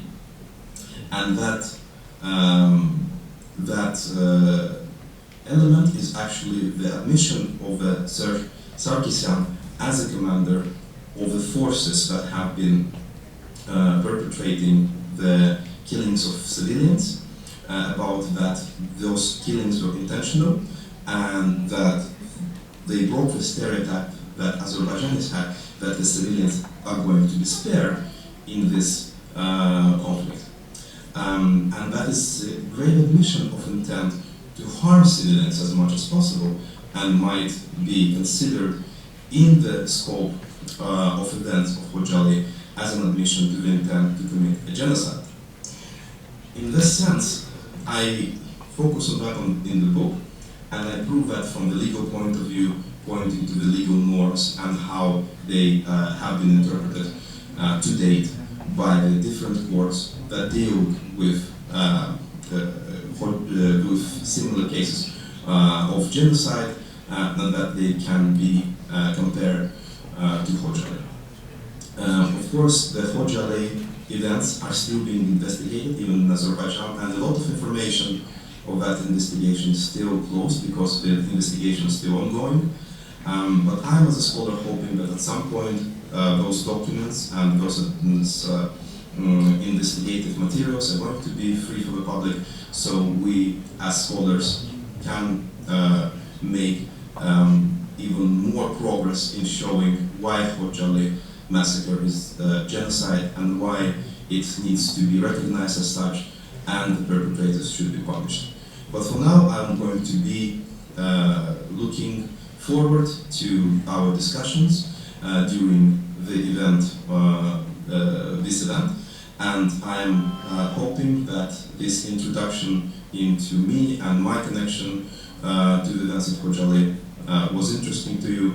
I thank you that you're joining this event, and looking forward to your questions and discussion.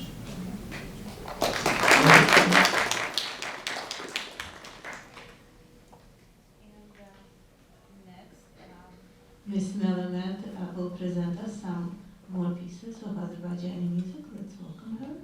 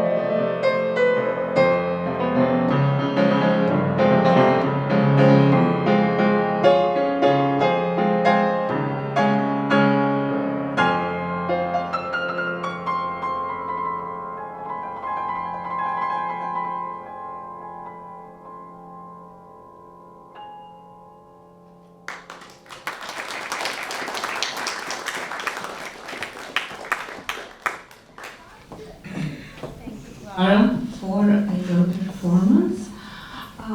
At this point, we spoke about past, we spoke about present challenges. Now, as we mentioned, Khojaly is back. We came back. The rightful owners of Khojaly land are back, and the life is being restored. So we are now on the different stage of this conflict. And to speak about future perspectives, as eventually every conflict comes to a conclusion. So to speak of these perspectives of wrapping up this conflict, I invite here our distinguished guest, Professor Ali Asgarov, Peace and Conflict Studies, University of North Carolina, Greensboro.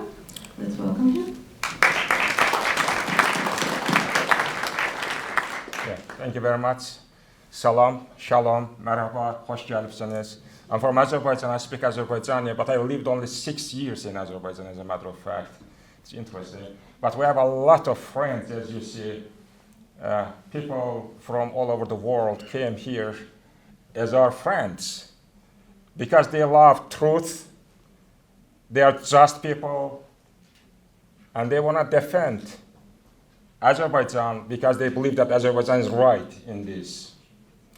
And I thank you, Farid, and your organization for organizing this. The venue is fabulous because this Holocaust Museum is especially meaningful, right? We are speaking about another genocide now today. A lot of aspects of it have been covered. I'm gonna still speak a little bit about the past, but then I'm gonna try to focus on the future. I know you are tired now, I'm the last speaker, so I'm gonna probably keep it as brief as possible.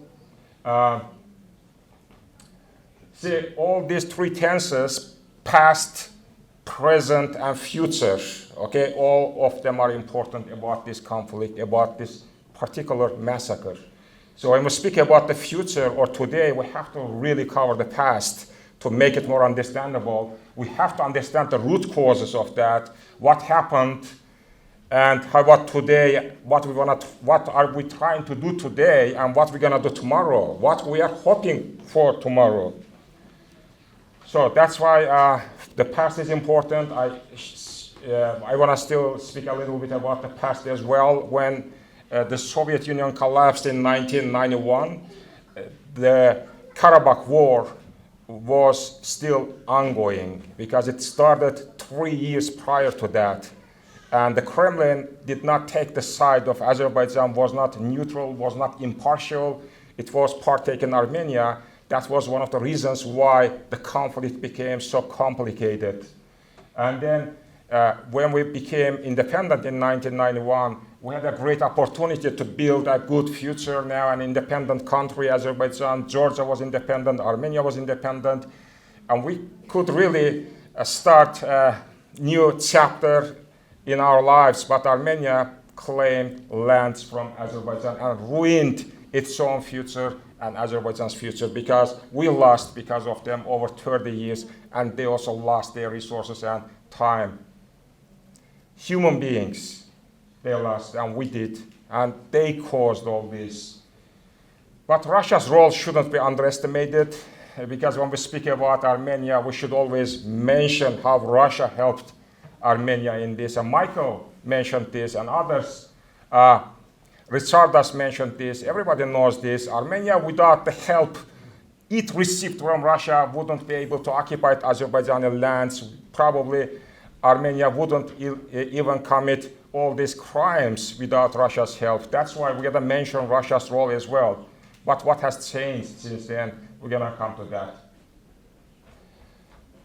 When we speak about politics, Michael Gunter, my good friend of mine, he spoke about the role of international law. I also speak about the role of international morality sometimes, not only international law, because international morality is something related to the right of self-determination rather than international law. And Armenia claimed that they wanted to determine their own fate in Nagorno-Karabakh. Although first they started with Miatsum, unification. And they claimed that that was part of Armenia, Karabakh region of Azerbaijan, that they have to reunify that region with Armenia. But later they switched the gear to self-determination because they found it more popular and more acceptable around the world. So it's the principle of morality. But what's important is committing massacre really moral? Is building your own happiness at the expense of others' tragedy moral? And finally, didn't Armenia determine its own fate? Trying to determine your fate a second time, is this really moral? Okay, this massacre is a black stain in their conscience. They cannot really wash it off, okay, with soap, with nothing. It's a matter of fact, black stain in the conscience of the entire mankind, I would say. See, I asked, okay, sorry. I'm not going to speak about this because this was mentioned a few times, how many people they killed, how many wounded, and how many of them were children, how many of them lost their both parents, and how many were taken as hostage, etc., etc. But you can quickly just see all this on the screen. And then I put these questions about their morality. Okay. I think Ricardas mentioned that now there are some mass graves. Another mass grave was found only a few days ago near Khojaly, okay? Only a few days ago. And Azerbaijani authorities said that we have to do DNA testing to figure out whose corpses those corpses are. See, even today we are still finding so many people are still missing because of this. Okay. See, they killed hundreds of people overnight, and we question, is this moral? And they created mass graves. We ask, was that moral? They terrorized civilians to flee their homes, everything. Was that moral? You terrorize someone. And then they used all types of brutal means to kill them, to get their homes. He mentioned they killed people and then they labeled the houses, said that this is mine. Okay, don't touch it. This is on it. In Russian they say it's busy, it's kept, it's occupied. And was that moral? No. What they do today, they cannot answer those. The best answer would say, I apologize. We were wrong. It was a big mistake. It was a crime. We apologize. They don't say that. What they say, it was not us who killed you. It was your own fighters, Azerbaijani fighters who killed it. And there's a new tendency among them. They say it's not Khojaly massacre, it's Agdam massacre. But some of the speakers just referred to, and Mr. Novruzov as well, to Serge Sarkisyan, who was an influential person at that time, one of the commanders. Later he became the president of Armenia. He confesses openly that they did break the stereotype at that time. Okay. What was it genocide? Our speaker online, he just explained that, see, there is 1948 United Nations Genocide Convention, see, involved. It says genocide is an act committed with intent to destroy, in whole or in part, a national, ethnic, racial, or religious group, okay? And Azerbaijanis were killed. One of them is enough, okay? You kill a group of people based on a national identity or ethnic identity or religious identity or racial identity. One of them is enough, but three of them were involved. Religious identity, ethnic identity, and national identity. It's more than a genocide, right? So there's no escape out of that. Not gonna speak all about this. Okay. Why did they attack those people? It had a number of causes. The first of all, they wanted to commit ethnic cleansing to Azerbaijanis because they wanted to really get those lands free of Azerbaijanis. And they attacked Khojaly, but was a lesson. They wanted to teach a lesson to other Azerbaijanis living in those lands that they occupied later, even after the Khojaly massacre. Okay, because it was not only so-called the Nagorno-Karabakh region, but also surrounding regions, right? 7 districts, if you remember, Lachen, Kelbajar, Gubatli, etc. And they want to instigate fear among Azerbaijani population. This was one reason, and they wanted to demoralize them, demoralize not only those guys, but also Azerbaijani fighters. In 1992, we did not have our own national army yet. We did not, you know that, right? Azerbaijan did not have its own national army yet. It was not organized, it was independent state, but the president of Azerbaijan at that time was pro-Russian guy, weak guy. He did not yet start to build an army, an organized army. We started to build an army in 1993, later, a year later. But still we continued until 2020, right? 2020. When there was the major and final war. And Armenians also killed Azerbaijanis purely out of hatred. This is such a shame to speak about that. But if you are an Azerbaijani, you are a Turk. And if you are a Turk, you are my enemy. And this kind of mindset has to be changed, but it is very hard to change it. That's one of the major problems today in front of peace. Why we cannot really reach permanent peace with Armenia? Just because of that, they created a narrative over 100 years. In that narrative, they say Turks are our enemies and they claim territories from Turkey. That's part of their constitution. And also they claim territory from Azerbaijan. It's also in their constitution. So they have to change the constitution in Armenia, first of all. But they can change the constitution maybe at some point. But how do they change their mindset? How they can really replace their hatred? That's really difficult. And I chose some really, I would say, not very graphic pictures, but Ricardas showed us all the tough pictures anyway, and spoke about that. Maybe you missed that part. Ricardas was in Agdam when he was 23, one day after the massacre happened, and he is one of those eyewitnesses. Okay, he spoke about that. I'm not gonna cover that part. I'm gonna just skip this. But I'm gonna mention a couple of names. How did we know about the facts of the Khojaly massacre? Because that region was under the occupation of Armenian forces, paramilitaries, and Russians.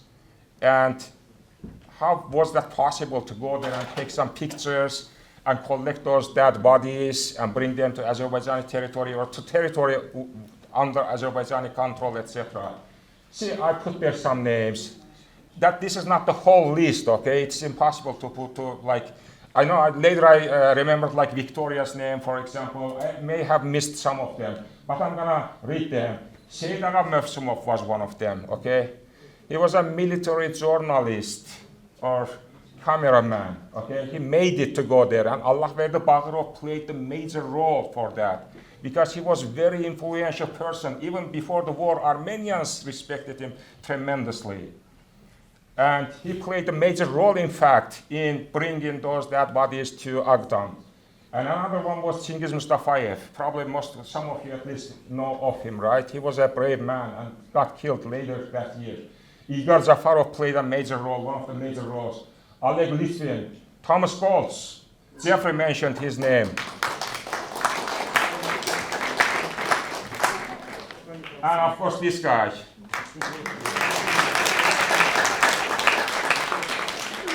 But again, these are some of those filmed scenes with the bodies of victims, but some of those guys, okay, not all of them, but they played the major role. Thank you. Thank you, Ricardas.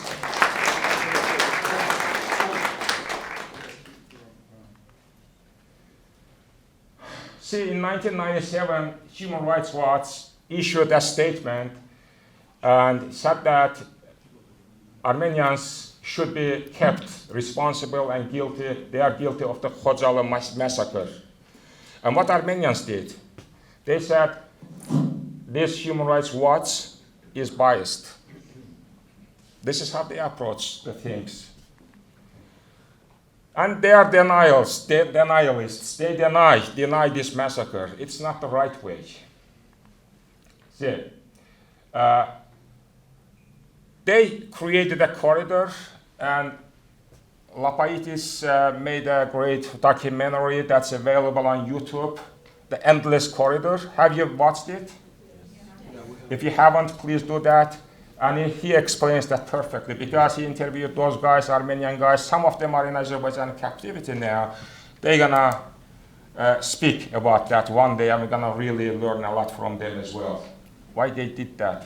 You give corridor, you canalize people there, and civilians are trying to escape, but then you start shooting them. So it was the corridor of that. But they also, unfortunately, mutilated the dead bodies. I just showed so many pictures. Those are facts, right? This is one of Ricardas' articles. I was going to read that, but this covered all that. I'm not gonna mention this. This was so important, speaks about the atrocities they committed, but no need to really go back to that. But they did, Armenians did, a genocide after a genocide, okay? What do I mean? The genocide that we are speaking about is the Khojaly massacre, but prior to that, they committed another genocide, because we just saw the definition of genocide, and it's in line with that definition. So what happened? In 1988 and in 1989, before the collapse of the Soviet Union, they expelled over 400,000 Azerbaijanis from Armenia. Yeah, at least 400,000. We can't give the exact figures. I was in Azerbaijan a few months ago. I met with some authorities. I said, give me the exact figure. How many Azerbaijanis were forced to flee their homes in 1988-89 from Armenia? How many of them came to which part of Azerbaijan? How many of them went to Russia or different parts of Russia? And they promised to provide those numbers in June of last year, but then they called me and they said that, wait a little bit, government has its own policies. Then I understood later in December, they had a huge conference in Baku devoted to that, repatriation of Azerbaijanis to their historical homeland, that's now called Armenia. But that's part of the peace process, okay? And what is this? You are forcing Azerbaijani citizens of Armenia, Soviet Armenia maybe, to flee. What's your intention? Because you are trying to deprive them of their rights to self-determination then. If you Armenians living on Azerbaijani soil have a right to self-determination, why not Azerbaijanis living in Armenia don't have a right to self-determination?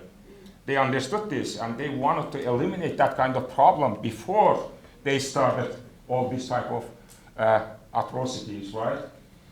And what they did, they abandoned all their properties, belongings, churches, holy sites, cemeteries, everything behind, everything. And today the government of Azerbaijan says those guys, if they are willing, they should have their right to return back. And Armenia says, no, they left voluntarily. No, they did not leave voluntarily, but even if they did leave voluntarily, they have a right to return back. But returning back to Armenia, it's not that simple, right? You have certain rights, security rights, and integration rights, political rights, economic rights, social rights, rights to media, rights to education in your native language, etc. All this should be reflected in Armenia's constitution. Is that easy to change that? No. But they can, of course. And that would be in their own benefit. Armenians created the problem of IDPs, internally displaced people for Azerbaijan. They, after 1990, like in 1990, 1991, 1992, 1993, Before the ceasefire agreement was signed in May of 1994, Azerbaijan had every 8th person as an internally displaced person. You know what that means? That means a huge social problem. Azerbaijan was a newly established country.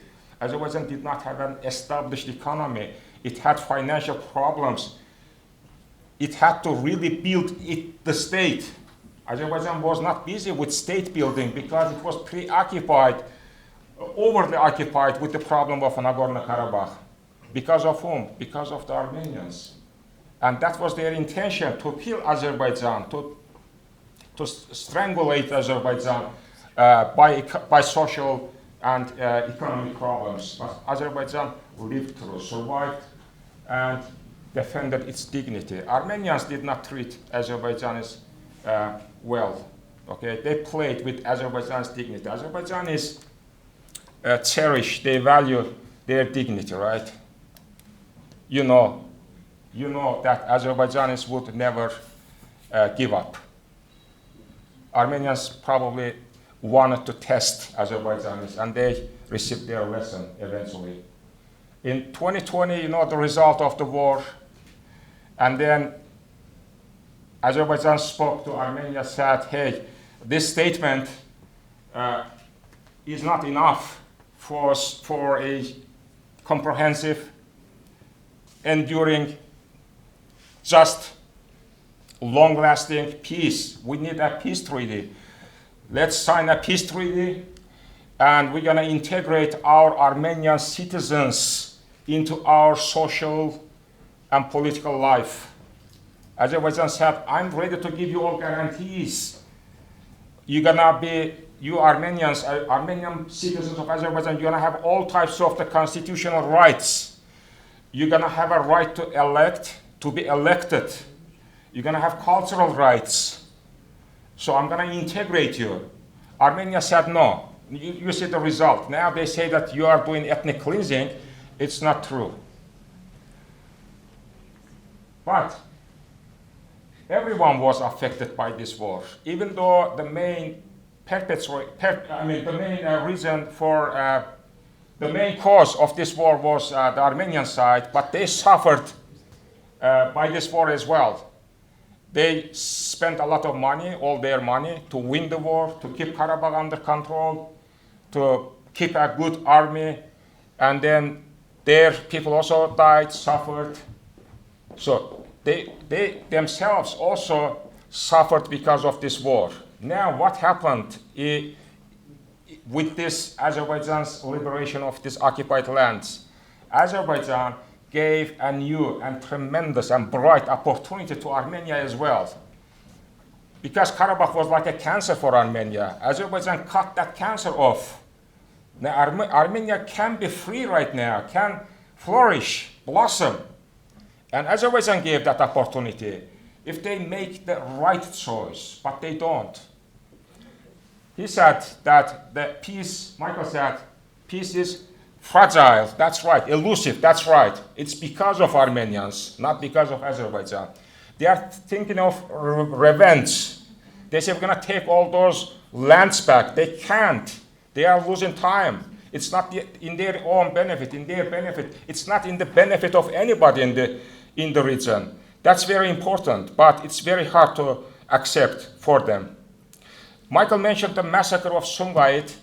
I could speak about this a little bit maybe, but I'll just mention the massacre of Sumgait was totally different from the massacre of Khojaly. Why? Sumgait happened in Soviet times, okay?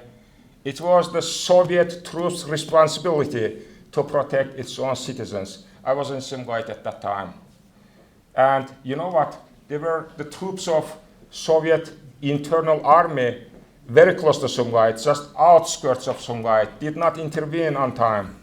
This is one. Second, in Sumgait massacre, 6 Azerbaijanis lost their lives and 26 Armenians lost their lives. Out of 26, about 6 were killed by an ethnic Armenian, Eduard Grigoryan.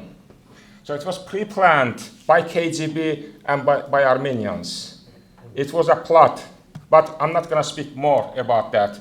But anyway, let's see what's going to happen now from now on.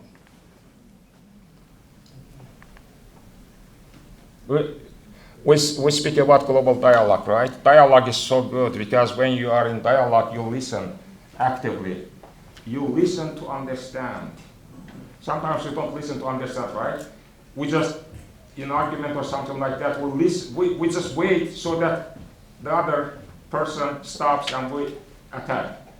Dialogue doesn't like that. Dialogue requires active listening. You gotta listen, understand, build empathy, and then maybe offer some solution, etc., etc. Azerbaijan is ready for that dialogue, and that's even more in Armenia's interests than Azerbaijan's interests. Why?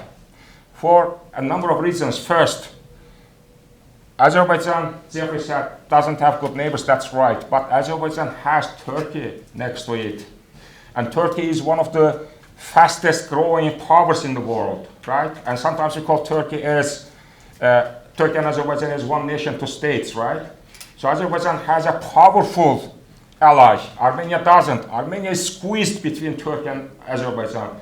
So what's in Armenia's benefit? Have good relations with Turkey and with Azerbaijan. And Turkey and Azerbaijan offer those good relations to Armenia. Armenia doesn't accept. Pashinyan wants, but there are three other powers that reject that. One is the diaspora, because Armenia is a diaspora nation. Armenia's diaspora is larger than Armenia's population. And they are very strong in the US, very strong in France. This is one reason. Second is the church. It's the only church on earth that supports terrorism. They justify Armenian terrorism. Historically speaking, I have written a manuscript. It's not published yet, so I did a lot of research. It's astonishing, you know, I can't believe that. How Armenian church could help Dashnakstyon and other parties with weapons to kill others and terrorize others. Incredible. Church is against this proposal. They say no. No peace with Azerbaijan, no peace with Turkey. And the third is certain segment of the army, Armenian army. It's very hard to identify people, soldiers and officers, right? They are also against this peace proposal. So Armenian government can't do anything. But they need a real, authentic peace with Azerbaijan and Turkey if they want to flourish. Cooperation brings cooperation. In political science, Michael knows this better than I do. We speak a lot about this. Morton Deutsch's theories, he did a lot of experiments, etc. He says cooperation brings more cooperation. If you cooperate, you gain from that cooperation, and the other party also gains in a number of different ways from that cooperation. Then what you do? You grow that cooperation. Armenia has to cooperate with Turkey and Azerbaijan. That way they can resolve their problems. Armenia refuses. So, but again, a peace treaty is a necessity. If they don't sign a peace treaty, he is right. Then we can say that peace is elusive in the region. A war, no war is a good war, right? But war can be just and unjust. See, in Karabakh, Azerbaijan's war was just. Azerbaijan was victim. Azerbaijan was subject to aggression. Azerbaijan's lands were occupied. So Azerbaijan had to fight. This we call just war. Armenia's war was unjust because you are an aggressor. You are going to somebody else's lands, home, try to gain something through aggression. But no war is a good war. I wish we should resolve this conflict. It's maybe very close to its resolution. Maybe it's in its final stage without having another war. Okay, apology and forgiveness. Sometimes, you know, people of peace and conflict studies, they speak about reconciliation, apology, forgiveness, their power, etc. But who should forgive? It's Azerbaijan, right? Azerbaijani people. I'm not sure about that, whether they're gonna forgive Armenians for this massacre, but I'm sure about one. Armenia has to apologize. Thank you.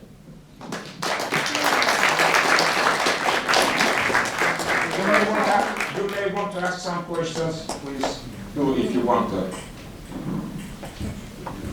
At this point, our official part is approaching its conclusion.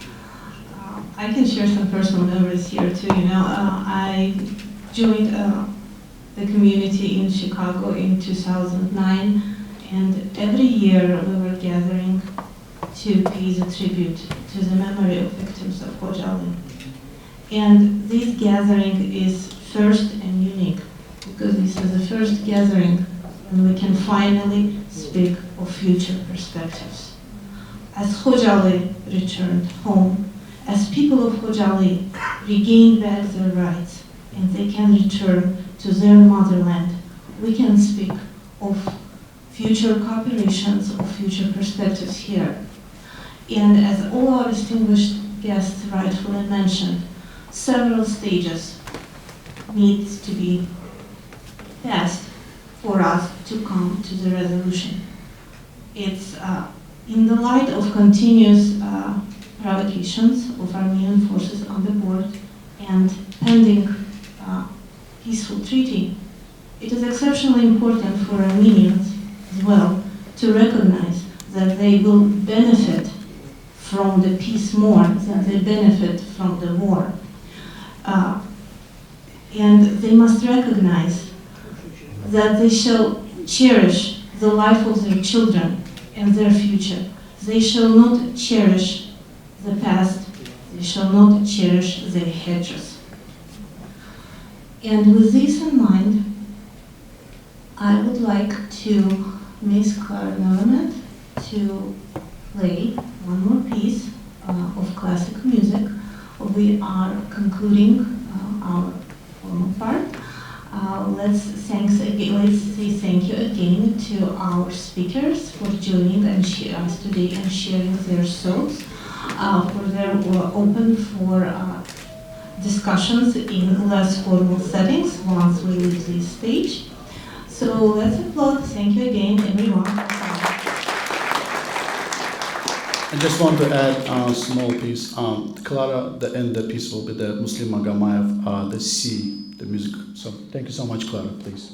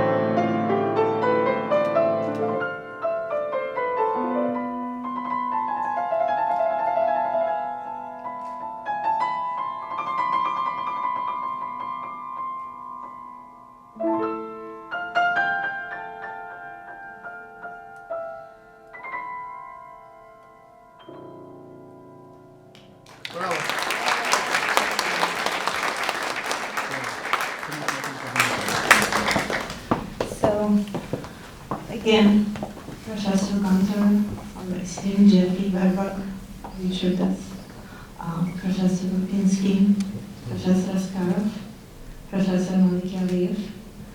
Thank you again for joining us today. Our special thanks also to members of Ukrainian and Turkish community, the representatives of their consulate and their foundations who supported us. Special thanks to the board and management of Holocaust Museum of Illinois that helped us to put together this event. And thank you all for joining us. We're looking forward to the next year when we can speak more of Khojaly's and Karabakh development and see how life is brought back to our land. Yaşasın Azerbaijan.